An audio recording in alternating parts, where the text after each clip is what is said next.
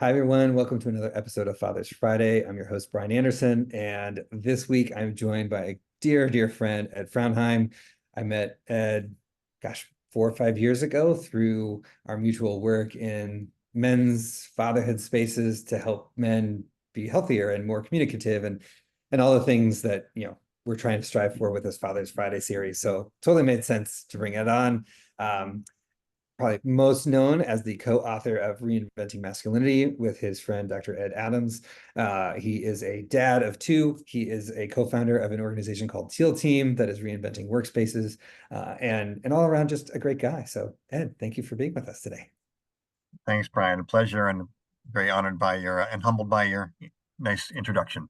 Ah, it's easy to be singing your praises, so no worries there. But obviously, those are a lot of undertakings, being an author, being a founder, even a co-author and founder. Like, how do you find time to be a dad? Let's just start with that question. How does fatherhood fit into all these other activities?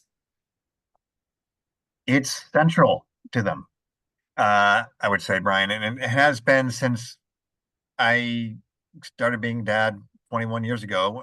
With my son and my wife and I really wanted to be pretty equal parents. That was a value that was high up on our priority list, and it led me to kind of take a career path shift.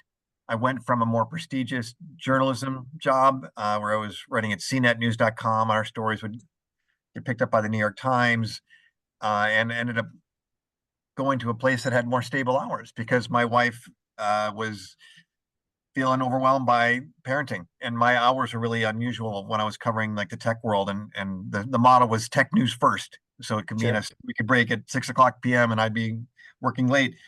So I went to a more stable job at it, covering work and HR issues. So it's been a priority for a long time. A lot of as I've been a writer and a journalist, a lot of what I've written about is my kids and what they've taught me and some of the challenges around parenting. Um, and it's been a rich experience. I coached my kids' baseball and soccer teams for 8 years straight, which was a big commitment and also meant like harder to kind of be focused on career during that time alone. So it's just been part of how I've been an adult. Really, is to make fatherhood Mm, pretty central to my identity. that's awesome. Was there, I feel like that's an easy thing to say, right? And I often say that, and you and I have talked about how it can get decentered pretty quickly with priorities and bottom lines that we need financially. So I'm just Yeah. curious, after 21 years, how, and especially for those that are listening that have older kids and maybe realizing they haven't centered their kids as much as they wanted to, what are the tricks, for lack of a better word, or strategy? Let's call them strategies. That sounds more formal. What are strategies you use to recenter yourself and to remind yourself that your kids are central? I think the central one is the ficus strategy, Brian. That is to say, at least for teenagers and beyond, there was a great article in the Times some years ago about it was called the potted plant theory. And one of my friends said, just let's call it a ficus tree. Just being in the place where the kids are and listening and being available has been really half the battle for me. And half the joy is just making that time and space to be present. And um, what that article talked about, at least for teens and older kids, is that they don't necessarily want you to talk to them, but they want you around. And the Sure. outcomes for the kids are better when you are as a parent. So it, you know, it, and it's funny that I can be quiet for a while. Then suddenly my youngest, Skylar, will start talking about their climbing challenges at the climbing gym or what's going on in school.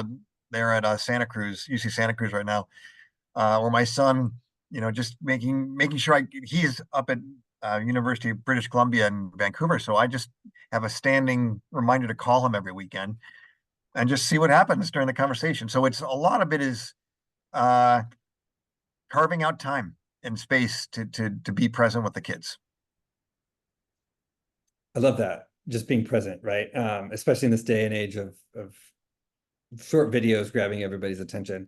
Um, Yeah, but yeah, I've my daughter, as you know, she's 10, so we're like on the cusp of these Yeah, teen yeah. years. She's testing out sarcasm. She's testing out all of the things that the older kids around her are doing. And yet when we have our movie nights, she cuddles right up and wants to hug, right? And it's Hey, just yeah, the you can be a cuddly ficus tree, you might say. Same with mine. My youngest is willing to like cozy up as we've been rewatching the Schitt's Creek series, and Nice. it's a real sweet time with my youngest and my wife and me. Yeah. Yeah, and well, and I think where I was going with that though is just the turbulent years that our childhood that we sometimes forget about once we become adults because we have new turbulent things to address. And so I wanted to go back to you called it a career shift, right? And I've talked with many men and fathers that talk about sacrificing their career or sacrificing something to be a dad, and it always makes me a little sad that that's kind of like the framework that they're coming into this. And I'm just wondering like why you chose career shift as your term and if at all. And are there thoughts of sacrifice that have creeped in unbeknownst or against your best Yeah. intentions? You should become a professional journalist like George I Stephanopoulos as your learned next from you. I next learned from mentor, you. Brian. That was really clever. I don't know, or perceptive. Like I I'm glad I said shift because that is what I believe, but I have had those moments of doubt. I have struggled with not being a quote unquote, you know, alpha dog on the corporate career path. I think I actually have the smallest management career in history, Brian. I do have one. I managed one person for one day. That was it. She was Good, already good, out the good. door. I mean, it wasn't my fault that she left, I don't think, but that did eat at me for a while at times. But mostly it's the richness that I've gotten from being a more active dad and more of a consciously family guy. Um, and I don't think I would have written this book about masculinity probably without that path of being a more active father. Um, and had opportunities to sort of explore masculinity more generally if I hadn't really like dived deep into what it means to be a dad. Yeah. Yeah. Well, and I think we all often hear from women like the skills at home have translated and helped them in their corporate careers when they return, right? Mm-hmm. And I think that, no argument there. But a lot of the work that I've done and you and I have talked about before is like how do those corporate skills translate back into the home, right? And it's a harder thing to do. I'm finding, even though I like to think it's easy or I pretend it's easy, like you don't just sit and be still in corporate America, right? Like the No. ficus strategy of just showing up for work is probably gonna get you fired if you don't actually have a deliverable at the end of the day. Uh-huh. And but I am curious, like with the lack of people management, and I say that with big quotes, are there things though that you're using from your corporate experience or your journalism experience, especially that have helped you be a better dad, right? So kind of that other angle, rather than Yeah. being a better person means I'm a better employee. How have been your experiences as an employed, Yeah. translated to the home? I would say one application has been helping my kids write. You know, Mm. I both me and my wife and I are good writers. You wouldn't get that from saying me and my wife. Yeah, we've been, we still get asked to help our kids as they're in college now with paper drafts. And, my son says he's been traumatized by having to do like 5 edits on some of his papers. He's like, Dad, you made me hate writing. But I think, he's got a lot of flow in his writing and a good writer. So I would say that's one thing. I would say another one is just trying to raise some of these wider questions around work, about society, um, that I got to be part of in the work world, into the home, and kind of have the kids be exposed to these wider social, political, cultural issues, and they're pretty, you know, conscious of these matters still. And my son is pursuing a kind of a forestry degree related to environmental concerns. Mm. My youngest is also going to be doing, and she's they are an art major and a agroecology major. That's a new one that I hadn't heard of, but basically kind I've of not heard that sustainable either. food work. Okay. So those are some carryovers, I would say, from my professional world.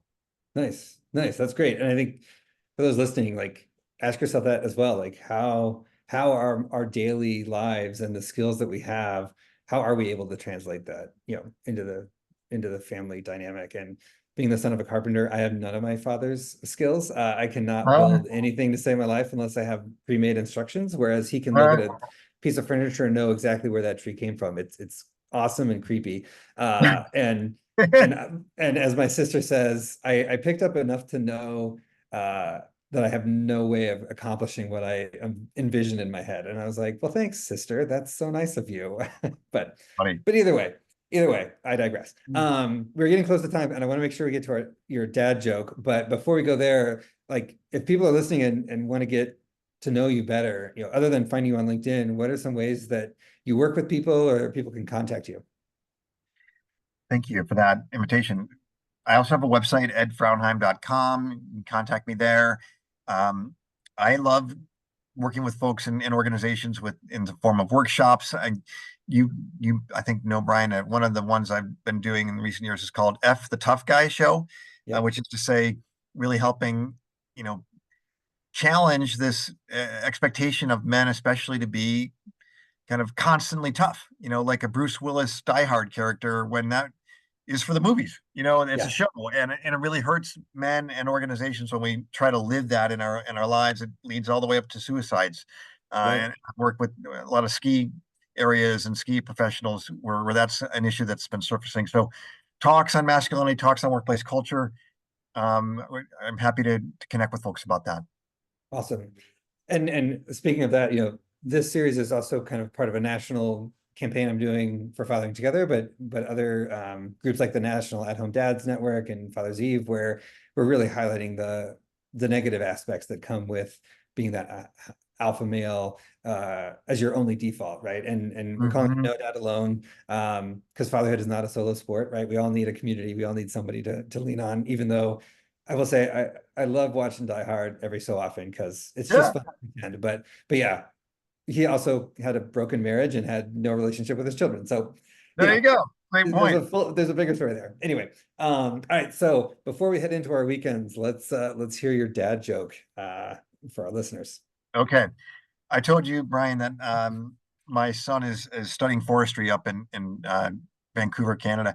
So his summer job has been counting beetles in the forest. And I said Yeah, to Julius, there's only four beetles: John, Paul, Ringo, and George. Why do you keep looking for more beetles? So I think that's an hilarious joke, and it gets a lot of groans. And my wife is probably sick of me telling it to other people when I talked about what my son is up to. So there's but my dad. hey, if anything from this series, I'm learning that dad jokes need to have a pun or a double entendre, and I feel like you covered both uh, very well with that one. So thank you for enlightening us on the number of beetles that exist in the world, and uh, I challenge all of you to weave that into your conversations with your kids, no matter their age. So thank you, Ed. Thank you all for listening, and we will be back next week with another episode. So be well, everyone. Bye. Bye.